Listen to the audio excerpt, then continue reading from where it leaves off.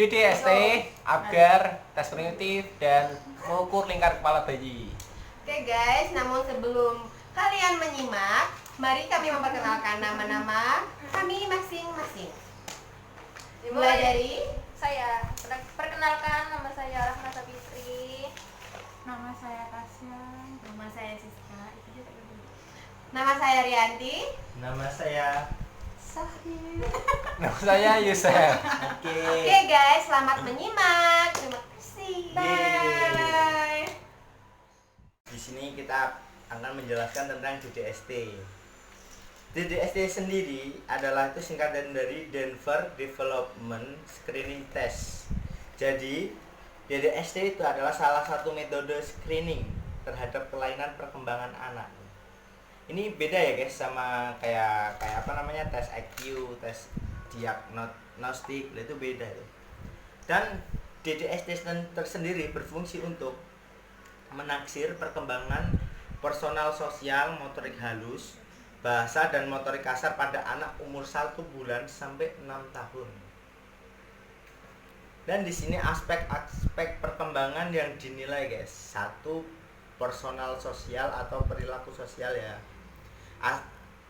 Saya jelasin sekalian. Aspek ini tersendiri berhubungan dengan kemampuan mandiri, bersosialisasi dan berinteraksi dengan lingkungannya. Seperti gitu loh.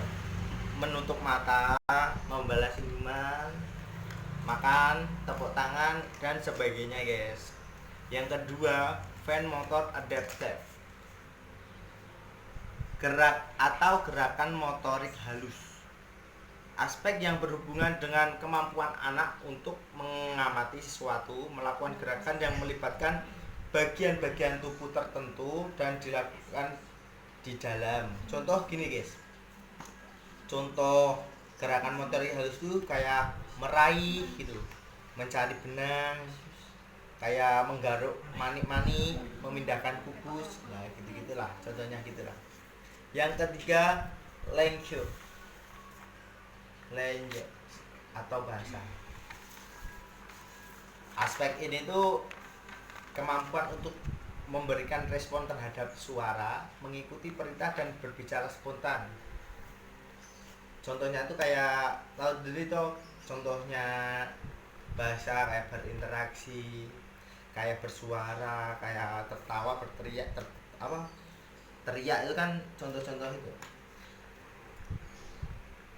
Dan yang keempat, gross motor atau gerak motorik kasar.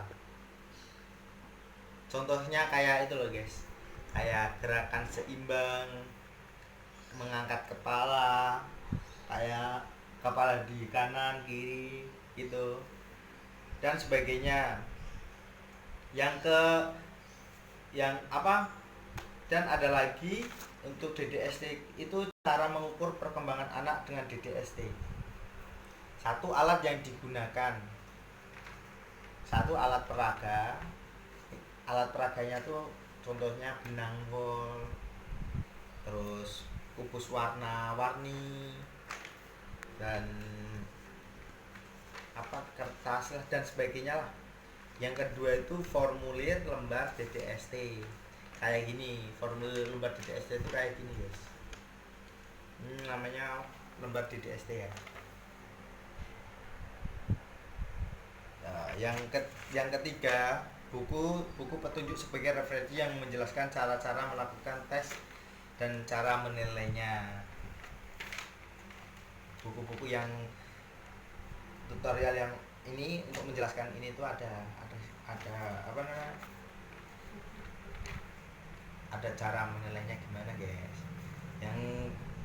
Yang kedua itu produser DDST terdiri dari 2 tahap, yaitu tahap pertama secara periodik dilakukan pada semua anak yang berusia 3 sampai 6 bulan, 9 sampai 12 bulan. Tahap kedua dilakukan pada mereka yang dicurigai adanya hambatan perkembangan. Pada tahap pertama kemudian dilarutkan dengan evaluasi diagnostik yang lengkap. Yang ketiga itu penilaian. Penilaian terdiri atas abnormal, dan meragukan. Kalau abnormal tersendiri itu didapatkan 2 atau lebih keterlambatan pada 2 sektor atau lebih. Kalau yang meragukan, bila pada satu sektor didapatkan 2 keterlambatan atau lebih, bila pada satu sektor keterlambatan atau pada sektor yang sama tidak ada yang lulus pada kotak yang berpotongan dengan garis vertikal usia. Contohnya gini loh guys, kita nanti contohnya belakangan ya. Ini nanti ini di garis lah, kita nanti nentuin seandainya contohnya anak usia 9 bulan, ini ada letaknya anak ada 2 bulan, 4 bulan, 6 bulan, dan di sini kita akan mengasih contoh antara 9 bulan. Nah ini di garis lah, di sini tuh ada tentang tentang kayak anak bisa apa itu udah tertera di sini guys, di formulir DDST itu sendiri.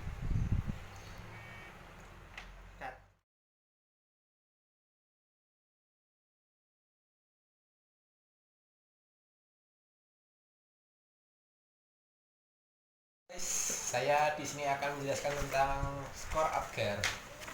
Nah, skor Apgar itu merupakan skor yang ditujukan untuk mengetes bayi yang baru lahir, dan kriterianya ada 5 kriteria, yaitu pertama warna kulit, yang kedua denyut jantung, yang ketiga respon refleks, yang keempat tonus otot, yang kelima pernapasan.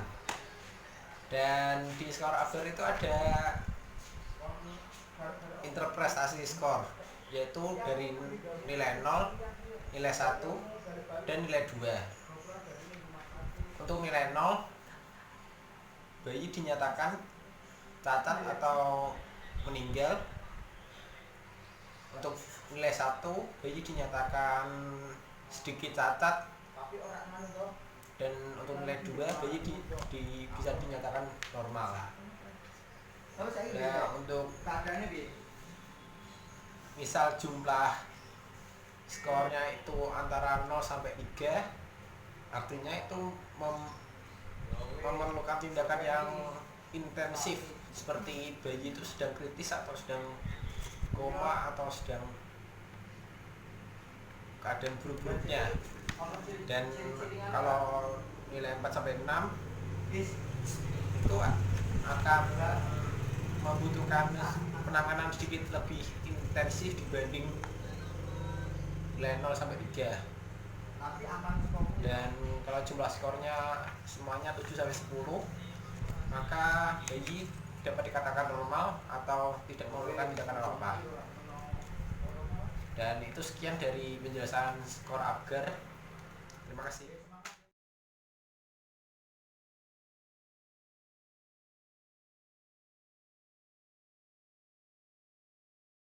Oke teman-teman, sekarang di sini saya akan menjelaskan tes primitif pada bayi. Yang pertama ada flexor withdrawal. Flexor withdrawal itu posisi bayi tidur terlentang, lalu kita beri stimulus pada telapak kakinya. Nah, otomatis jika bayi normal otomatis kakinya akan fleksi. Sensor trust. Nah, posisi bayi tidur terlentang, salah satu kaki fleksi. Kaki yang fleksi ini kita beri stimulus pada telapak kakinya. Nah, jika bayi normal, secara otomatis kakinya akan menjadi ke ekstensi. Ada cross extension. Cross extension ini kita beri stimulus salah satu kaki difleksikan, maka salah satu kakinya akan ekstensi. Dan jika kaki yang ekstensi ini kita fleksikan, maka kaki yang fleksi akan berubah ke ekstensi secara bergantian. Ada cross extension scissors. Nah, ini salah satu kaki diberi stimulus di tulang keringnya. Nah, secara otomatis salah satu kaki ini, yang satu ini akan mengarah ke kaki yang diberi stimulus tadi. Posisi bayi tidur terlentang, kemudian diberikan stimulus pada kepala bayi, ditolehkan kepada salah satu sisi. Kemudian jika pas bayi normal, tangan yang searah akan ekstensi dan tangan yang berlawanan akan fleksi. STNR, posisi bayi terlentang, kemudian diberikan stimulus kepada bagian kepala bayi diangkat, kemudian bayi akan langsung memfleksikan kedua tangannya. Tonic labyrinthian spine. Posisi bayi tidur terlentang, kemudian diberikan stimulus pada salah satu tangan, difleksikan, maka reaksi bayi akan hiperekstensi. Tonic labyrinthian prone, posisi bayi tidur terlentang, kemudian kita memberikan stimulus seperti mengtengkurapkan bayi, maka reaksinya akan fleksi. Kedua tangan bayi akan fleksi. Yaitu teste Crichton, posisi bayi tidur terlentang, kita memberikan stimulus pada bagian kepala. Kepala bayi kita rotasikan, kemudian bayi akan memutar sesuai dengan arah kepala. Crichton itu hampir sama dengan neck Crichton yang sebelumnya, hanya saja kita memberikan stimulus pada bagian kepala bayi dan memutar ke arah salah satu sisi, maka bayi akan ikut rotasi searah di kepala. Posisi bayi memutar secara bertahap.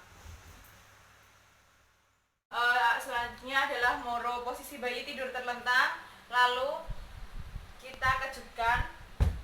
Nah, secara otomatis bayi normal, anggota geraknya akan abduksi dan ekstensi. Berikutnya yaitu landau. Di sini kami menggunakan boneka karena tadi bayi-bayinya semua besar-besar, makanya kami menggunakan boneka. Nah, di sini misalkan bayi diposisikan di posisi tengkurap, kemudian kita mengayun-ayunkan bayi, maka reaksi tangan dan kaki bayi yaitu ekstensi dan abduksi. Yaitu parakyut, posisi bayi tidur tengkurap, lalu kita dorong pelviknya ke belakang, lalu kita tarik ke depan. Nah, otomatis bayi seperti posisi merangkak. Ada tes prediktif, yaitu reaksi keseimbangan duduk, merangkak, dan berdiri. Yang pertama duduk, kita posisikan bayi duduk seperti ini, lalu kita gerakan seperti ini untuk menguji keseimbangannya. Jika dia normal, maka dia akan tetap mempertahankan keseimbangannya, dan jika tidak, maka dia akan jatuh. Yang kedua, ada reaksi keseimbangan ketika merangkak. Sama, kita akan gerakan seperti ini untuk menguji keseimbangannya. Jika dia tidak seimbang, maka dia akan jatuh. Ada reaksi keseimbangan berdiri. Sama, kita posisikan bayi seperti ini, lalu kita akan gerakan seperti ini. Jika dia normal, maka dia akan tetap mempertahankan keseimbangan. Jika dia tidak normal, maka akan jatuh. Selesai. Kemudian kita akan melakukan pengukuran lingkar kepala bayi. Pengukuran lingkar kepala bayi dilakukan pada dahi bayi di atas dua jari di atas alis seperti ini. Lalu pakai alat ini, kemudian kita akan putarkan di kepalanya seperti ini. Oke, selesai. Cukup sekian ya dari penjelasan kami tadi. Kalau ada kesalahan apa-apa, kami mohon maaf yang sebesar-besarnya ya guys. Untuk teman-teman, jaga kesehatan, stay safe. Jangan keluar rumah ya. Hati-hati. Wassalamualaikum warahmatullahi wabarakatuh.